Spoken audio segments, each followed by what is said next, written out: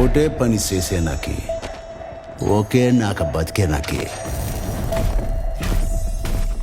ఇంత పెద్ద బతికెందుకు?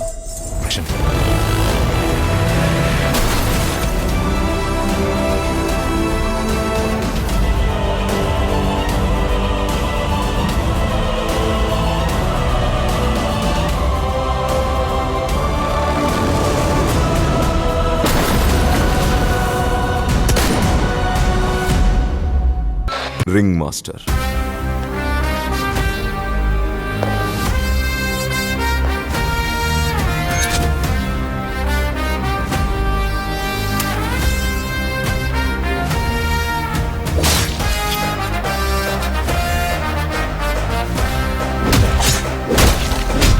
అసుర సంధ్య వేళ మొదలైంది.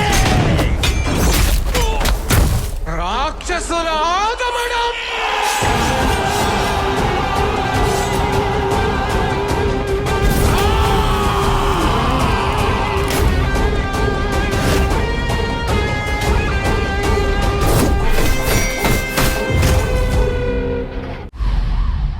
Mega power star Ram Charan, director Buchibabu Sana వీళ్ళిద్దరు కాంబినేషన్లో రాబోతున్న పెద్ద movie second single next month release అవబోతుంది. ఈ సాంగ్ రామ్ చరణ్ గారి ఇంట్రడక్షన్ సాంగ్గా ఉండబోతుంది. ఈ సాంగ్ మూవీకే అలౌడ్ అవబోతుంది. మెయిన్గా ఈ సాంగ్లో మాస్ బీట్స్ నెక్స్ట్ లెవెల్లో ఉండబోతున్నాయి.